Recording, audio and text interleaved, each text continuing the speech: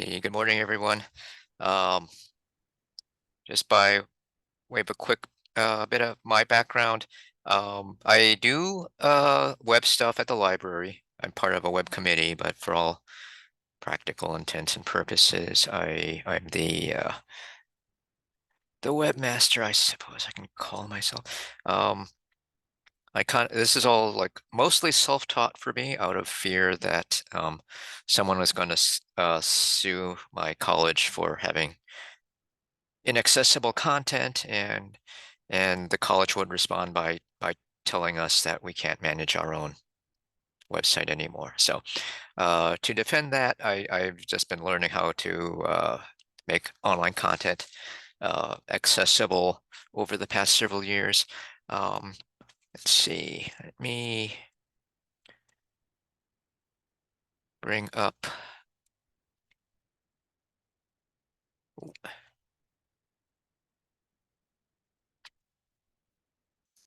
Well, I was supposed to do that.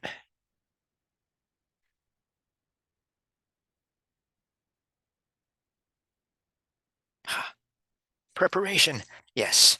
Um, So I've rather instead of making a handout, I put together a libguide with the um, material I covered both today and yesterday during my basic session. Yesterday's was basically an introduction to general concepts of accessibility. Uh, Tried to be as little hardcore technology as I could. Today, I'm going to talk about actual things that you can and should do to your website. And so I'm going to assume at least a basic knowledge of web authoring. Um, because I'm going to talk about HTML tags and stuff like that. To start with, I would like to, well, let's see. You know what? First, let me,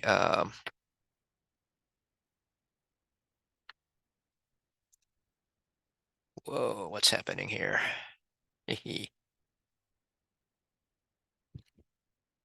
Hmm.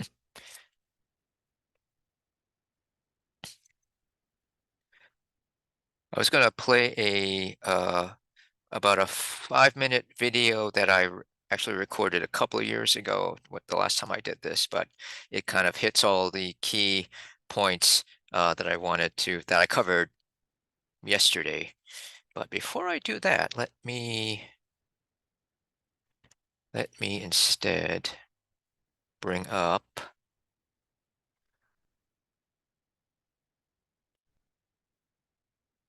this thing.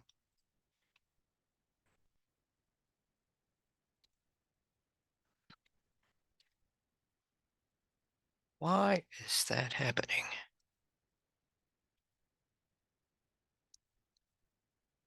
I'm just seeing some weird.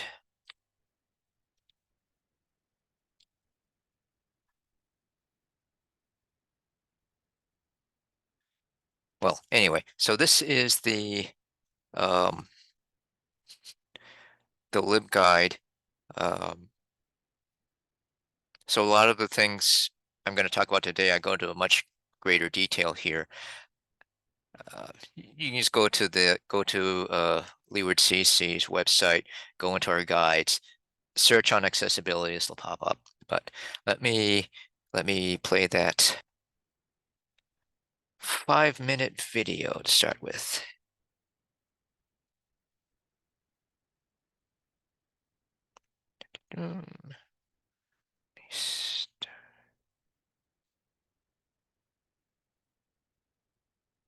I got to jump from here to there. Set up share sound. Okay, here we go. I'm going to briefly recap some basic concepts that I covered at length during my pre-conference session, but they're pretty fundamental, so I wanted to make sure I touch on them here. Words on a web page or other types of computer documents, but words that exist as a string of text characters can be picked up by screen reader programs, and those are used by people with visual impairments.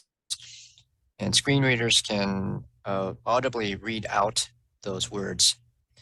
Words that exist in a graphic image, on the other hand, cannot be read by screen readers. So any kind of important information that's part of those graphics, you'll have to find some other ways to relay that information to your audience. But having the words on your web page in the form of text is only half the battle. Both halves of the screen have the same words on them, but the left side has visual cues that help you quickly understand the structure of the document and make it easier to absorb the content. If you're using a screen reader, those visual cues aren't available to you. So what we have to do is apply semantic markup.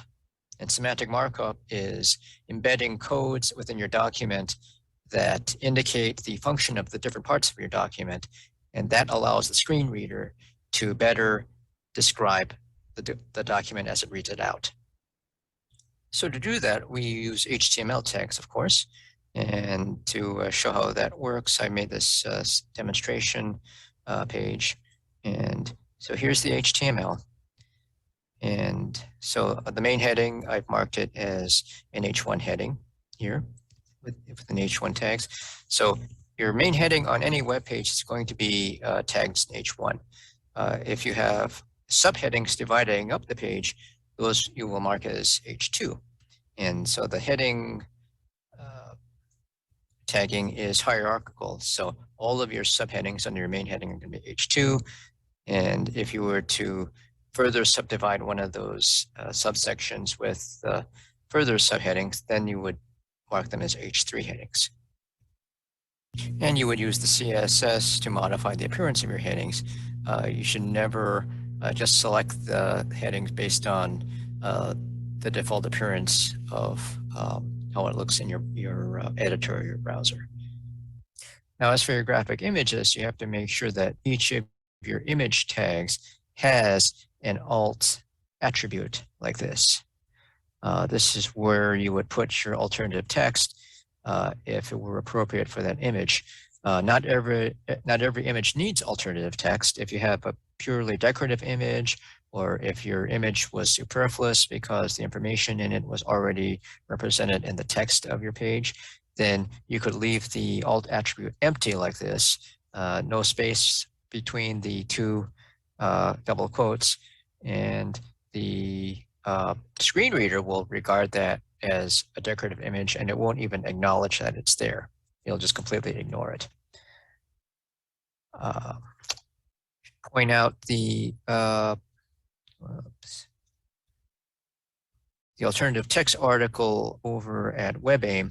They give a very good discussion about how much detail is necessary, and it all depends on the context of your document. Sometimes you need to give a lot of details, sometimes very little. If you could describe the image in about 125 characters or less, you could put it in the alt attribute. If you needed more extensive alternative text, you could create another web page that gives that information and embed the URL to that web page in a long desk attribute in the image tag. Not every browser or browser screen reader combination works well with the long desk attribute. So to be completely safe, you could maybe put a link underneath the graphic that goes to that page with the extensive alternative text. For example, we used to have this infographic on the library website. And if you were to click on this accessible text link, it would take you to a separate web page that has the content of that infographic.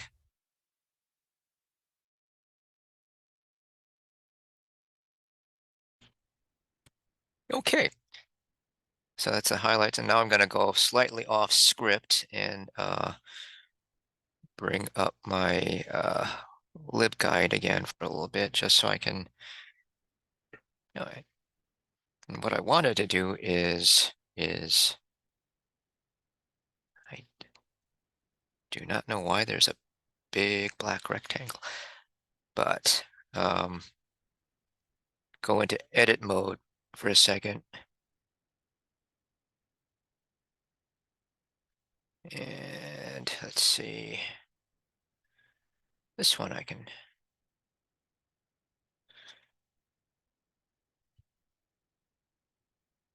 What was I? Okay, so I just wanted to point out a couple of things about the LibGuides editing box that some of you may be familiar with.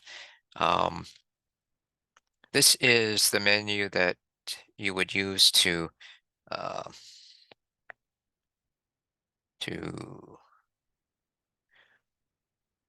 select your heading style. So you notice here it starts with heading 3, heading 4, heading 5. And that's because on when you're editing a LibGuide, the guide name is your H1 heading. The box name is your H2 heading. So when you're editing within a box, the next heading you would use is level 3. The other thing I wanted to mention here is that this is not a true WYSIWYG, what you see is what you get editor, unfortunately. So even if you were to modify your heading styles, in this case, uh, our H3 headings are uh, in this light gray box. It doesn't show up in the editor screen, so that's kind of a bummer. But anyway, I just wanted to take a moment to show that. Go back there. Now, let's see, what else do I have?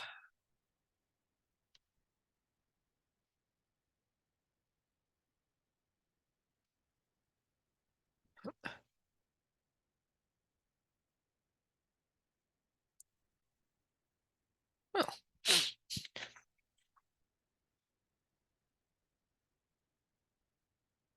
so I covered semantic markup and alternative text in uh, the video. ID attribute. So when you're working with HTML inside the tags, you can give any. Yeah, you can give it pretty much any element a unique identity on your page. So within the tag, you can say ID equals name. Uh, cannot start with a number. I've learned the hard way. So you can just make up your own name that's meaningful to you. And so this is a very useful thing to know because that's how you would target a particular tag for a script to act on, for accessibility purposes. If you want to, if you're working on a form and you need to associate a label with a particular form control, uh, assigning an ID is how you would uniquely identify either that control or that label. It's also useful if you can also target a link to that spot. So you could, if you have a long page, you could name something like halfway down some heading halfway down the page and have a link that jumps down to there. Did I mention? I think I'm going to mention a little bit later, but you can do something where you have a link at the very top of your screen that's not readily apparent that takes you below the menu bar, so you don't have to listen to the screen reader read out the entire menu every time you go down a page. So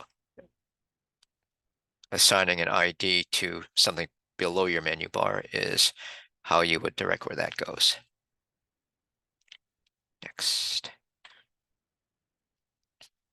Oh, so keyboard focus is another important concept because at any given time, there's one thing on the screen where if you were to hit the enter key or if you were to start typing, that's where that would take effect. Um, the two important things to know about focus is that you have to have the item in focus be uh, visually indicated, and that's especially important for people who have physical disabilities that prevent them from using a mouse. Some people have to use the keyboard to navigate a web page or some other device. And so being able to see what the thing is on your screen, that's that, whatever you do is going to take action at, that's an important thing. I think that's a lot of that's something that a lot of people overlook, but I think we'll see a bit of a demonstration shortly. The other thing that you should know is that if you're using scripts to bring enhanced function or capability to your web page, uh, you have to keep in mind that whatever you make trigger that script, and you can make practically anything on the screen. If you click it, it triggers the script. It also has to be reachable when you're using your tab key to navigate around. So uh, there's a code that you can put into an attribute you can put into the tag to make it able to receive focus. Tab index equals 0, but that particular detail is on the libguide. Oh, and you can also have you can use the state of focus to determine what style up is in effect at that moment. So I think in the demonstration that's coming up, you'll be able to see that certain links pop up as I tap through the screen.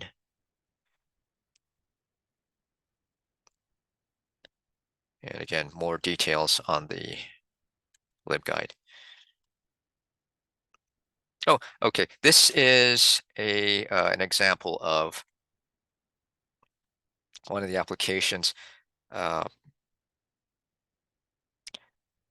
so one of the things that I recommend and accessibility advocates also recommend is that you resist the urge to have links open new web pages in a different tab or a different window. That's because it makes it hard for somebody who has to navigate the keyboard or somebody who relies on a screen reader to navigate the page to get back to the original page because you can't just use the back button anymore. If you can't, if for some reason it really needs to open as a separate tab or a separate window, the least you can do is warn the viewer that you're going to do that. You can do that with just a line of text saying that's opens new window, or a little icon that looks like you're opening a new window. This technique, which I learned, uh, will open up a message that says opens new window, but only do it when you're either mousing over the link or if by tabbing through uh, you reach that particular thing that you want to activate. And this code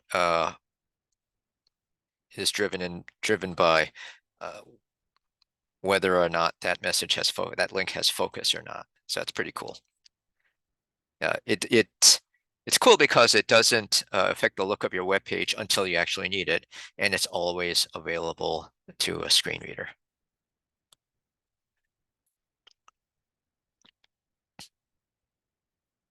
Yeah, so that message is one example of something that stays hidden until you need it. That uh, that skip menu link that I mentioned a couple of minutes ago, that's another uh, useful thing where the skip to content link is at the very top of your page, but you don't have to make it visible.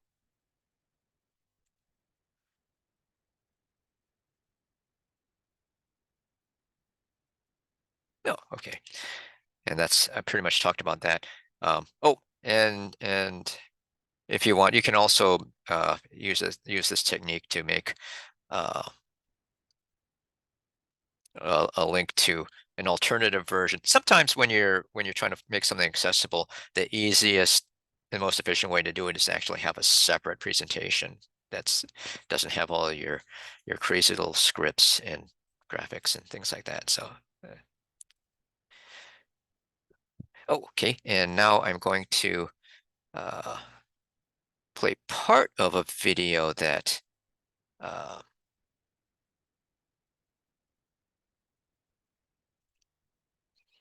uh, close.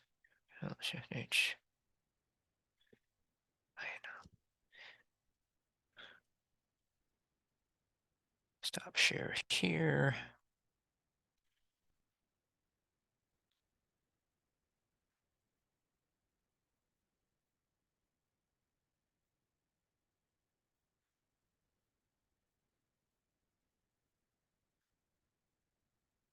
So I open up the video, and now I have to go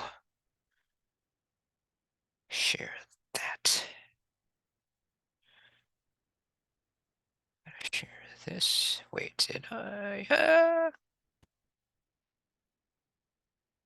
Okay, yeah, it'll do that.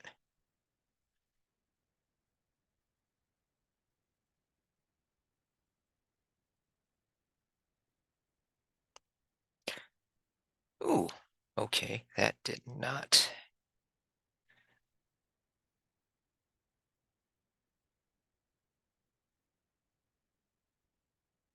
Small glitch here.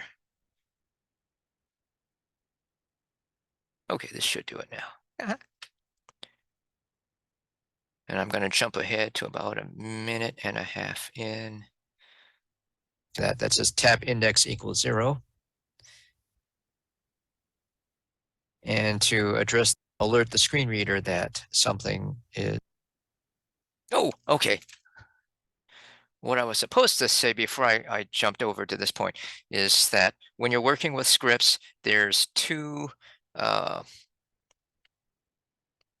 major concerns. Well, maybe more than two, but but when you're using scripts to enhance the functionality, one I already mentioned, and that's making sure that the thing that you use to trigger the script to work is also able to receive focus and therefore able to be reached by using the tab key.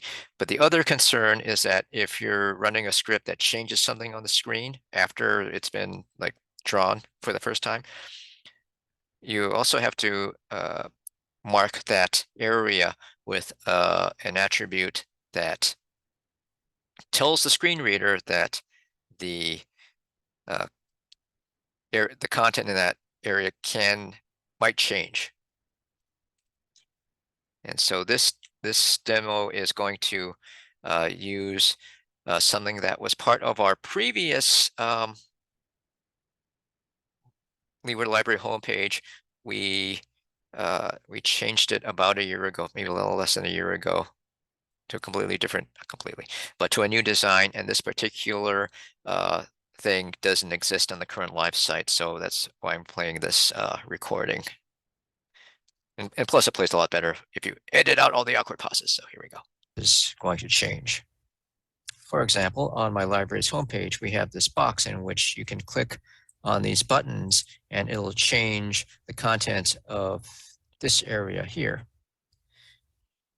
This is driven by JavaScript, and I had to add the tab index equals 0 attribute to each of these buttons in order to make it able to receive keyboard focus. Let me demonstrate how that works. So I'm going to use my tab key to get to these buttons, and I'm going to hit the enter key, and now I was able to activate that button without using my mouse.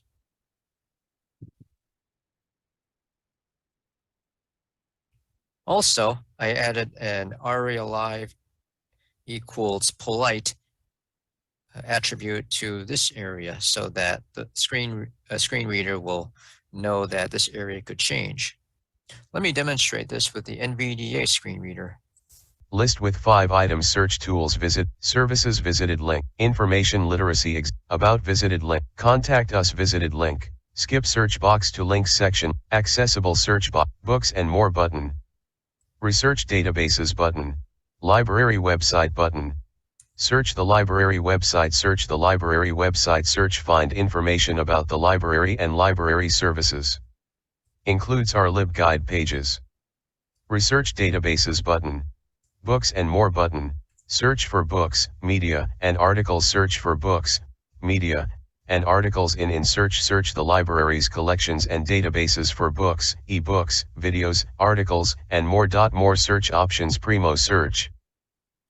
Now I've brought up a modified version of the home page in which I've removed the tab index 0 attribute from the middle button, and I've also taken out the aria live equals polite attribute from the area that changes.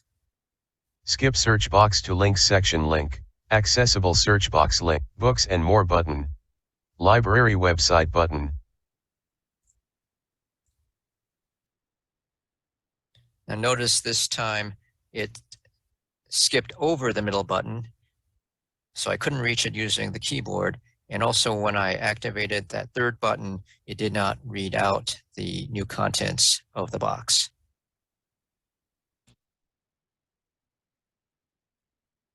All right. And yeah, I just realized the other I was supposed to also mention the other thing you could see in that clip was that as I tabbed through the different parts of the screen, there's like an outline around each of those links that told you what the active or what the item that had focus was at that particular moment. And you also saw links pop open that you don't see until I actually reach that element.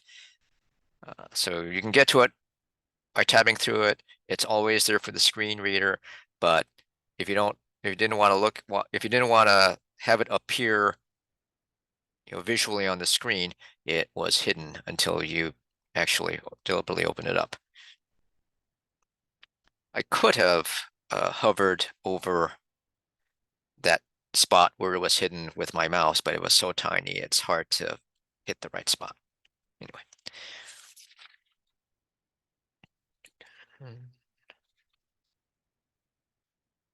Pardon me while I double check my slides. Bring up.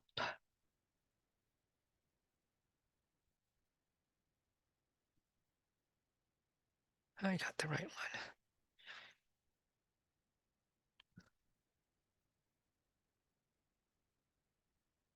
Oh, okay.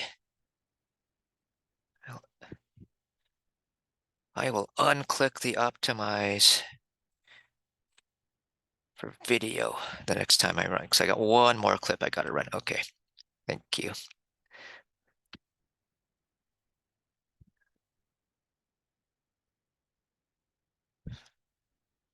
Oh, maybe I can do that now. Share again, unclick that button.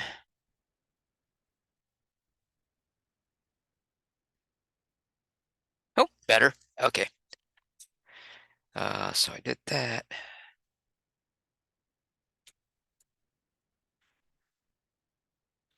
Forms, okay.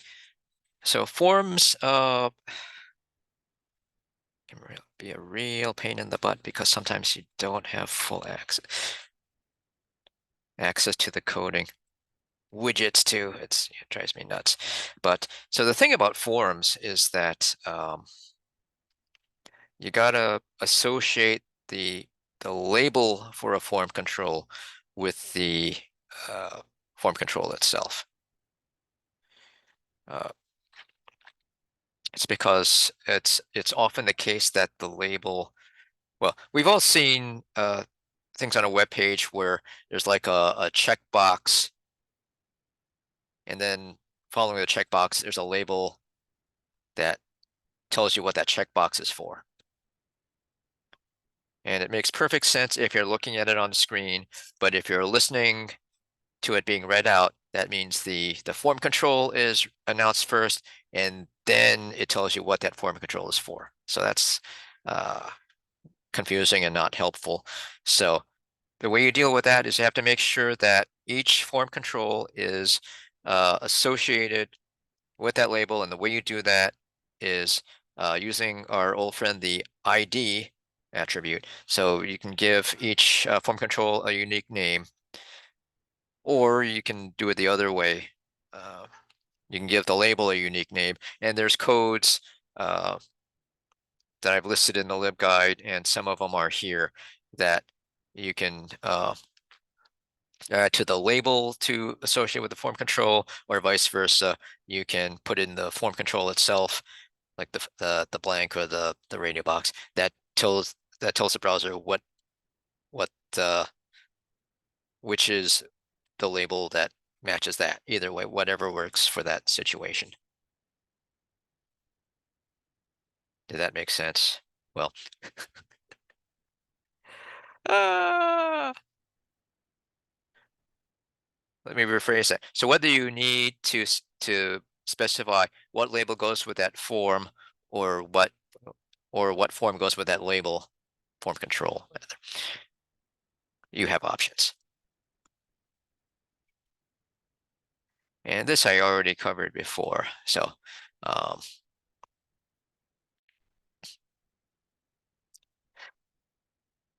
I was reminded yesterday that it used to be, maybe it still is, a thing, a recommendation that uh, if you're going to open up a page from an external website, from your website, that you should put it in a separate tab or a separate window. I don't do that. I think it's a dumb rule. So let them come after me. Oh, and uh, uh, now I'm going to play a little clip of, let's see, it should be about 7 minutes, demonstrating how to add captions to your YouTube video for the benefit of the hearing impaired. It appears that the interface at YouTube where you actually do this seems largely unchanged from when I recorded this. So I'm just going to play this now. Oh, turn this off.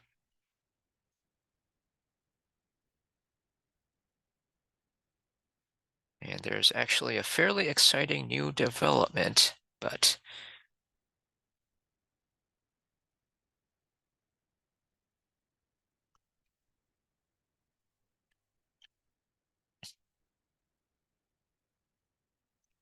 share. I'm going to not optimize for video clip because that was not optimal at all. Media player, share that. Turn that on. Let's start by uploading a video that you would like to post to your YouTube channel.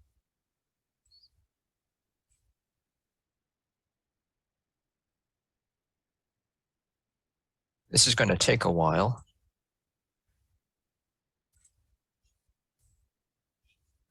Now you could at this point type in or upload your own subtitles, but we're going to let YouTube automatically try to add titles by recognizing the words spoken in your video.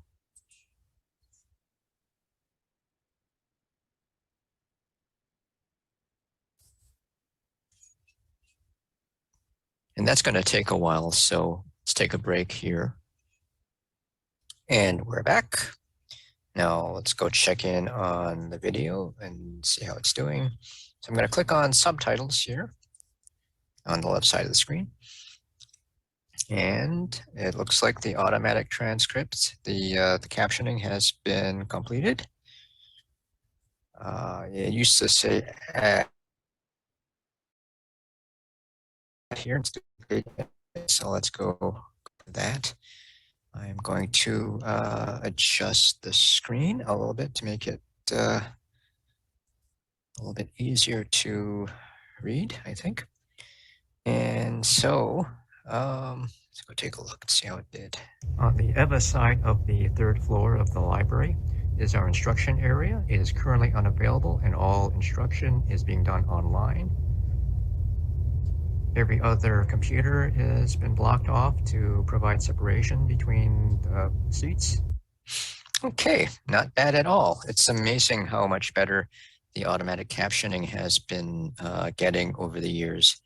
So I look through the text here. I'm just going to look for any obvious mistranscription.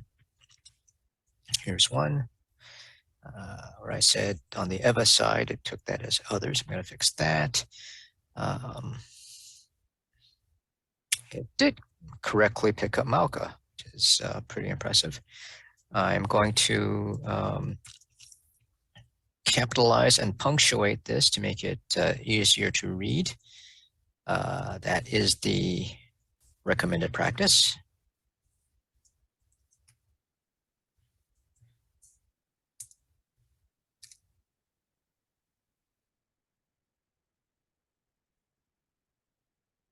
You can also edit the timing.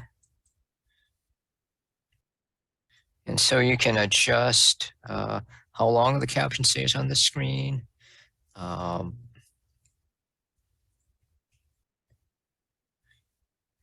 can also, let's see, adjust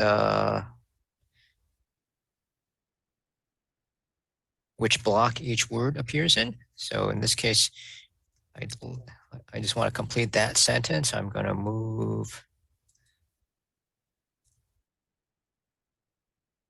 that last word.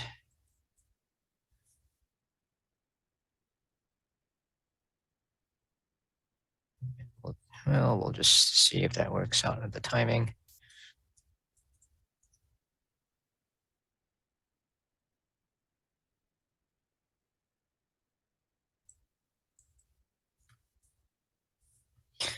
Now, if the block of text was too long, I could actually add another block and maybe move some words around and change the timing here. So these are the seconds during which the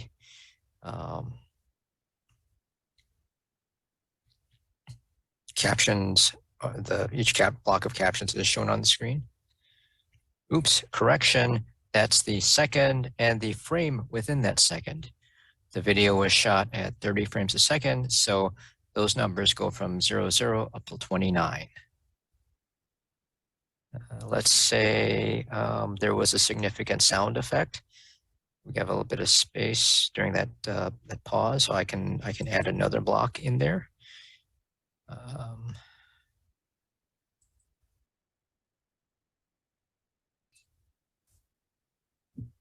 Now I found quite a bit of difference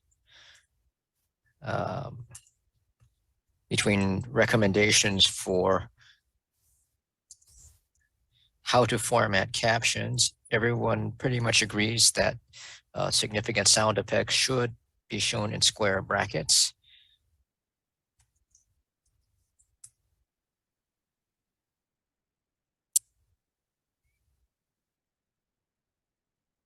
There was no dog in the library, but I'm just going to add that in for demonstration purposes. Now I found quite a few different recommendations for how to indicate the speaker. Now, if there's only one speaker in your video, then that's not necessary to do. But if you have multiple speakers, you should indicate who is speaking. Everybody pretty much agrees that the speaker's name should be followed by colon. Sometimes you'll see recommendations for putting the name in parentheses. Other times, a couple of angle brackets like that. So no, I'm pretty satisfied with how it looks. I'm going to go ahead and hit publish. So now we have two sets of captions. So what I'm going to do is I'm going to go to the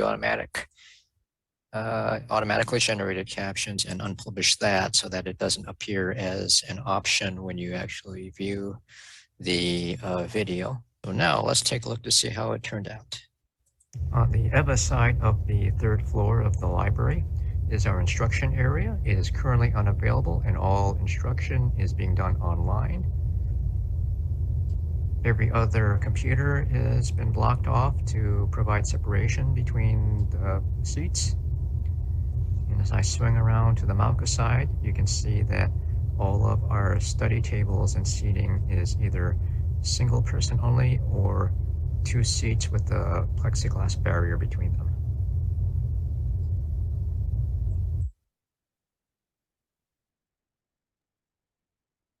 I just want to take a moment to announce that we've got about 5 minutes to go.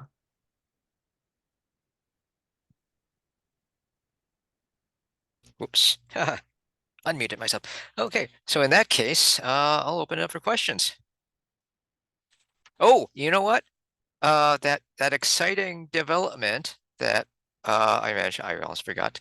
Um, I learned within the like this week, YouTube is finally making a rolling out an audio description capability, which I wish I could demonstrate, except it's like not all creators have it yet. I looked on my studio, it is not available to me yet.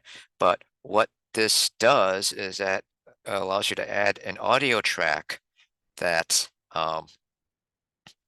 intersperses brief descriptions of the uh, action, the visual action on the screen in between dialogue, so that a visually impaired person can uh, hear what's going on visually on the screen.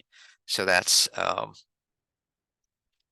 quite amazing. And if you've ever seen like an example of this, it's quite impressive how they'll just drop in a quick couple of words to let you know what's going on.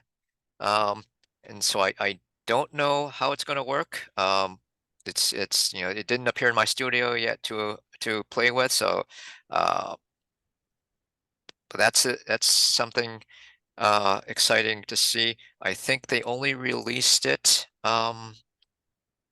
this month or November or October.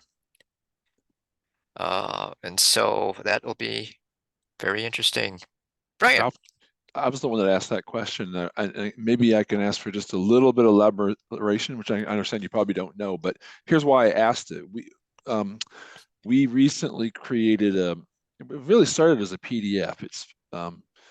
In a Canva. It was five or six slides, right? And the slides have words on them. They're meant to be read, right? But for whatever reason, someone wanted to make it look more graphic, and they added graphics, and then they turned it into a video, and they added music, and then they put it on YouTube. So suddenly, what started out as being an accessible document because those words could be read now is a video with the words are sitting in the background. So I'm asking, the best accessibility of that would probably not be the video. It would have been the PDF in its original form, in a form that was born from a native document, like a Word document or something, so the text remains pure. Am I right, or is there a way to get that video so that someone could actually still read the words that are on there? yeah, I hate when they do that. It's interesting because there's like a tendency to want to put all the bells and whistles on it, right? And then it's no longer accessible anymore. Sorry Exactly. to interrupt, but yeah. So I imagine this could help in that situation, although perhaps the easier option is to put a little link in the description underneath the video uh, to um, to an alternate. Oh man, I tell so we recently moved almost all of our files over to libguides just because the campus server, the campus or the web server, our campus stopped supporting it. So that's one of the big. I having to host files on our UH account just because I can put play. Oh man, this word, all these words spewing from my mouth. I needed a platform where I could put like plain unformatted web pages just so I could do like the longer alternative text thing. And so that's it's driving me nuts. But yeah. Oh, 7:45. I And could go on like this for hours.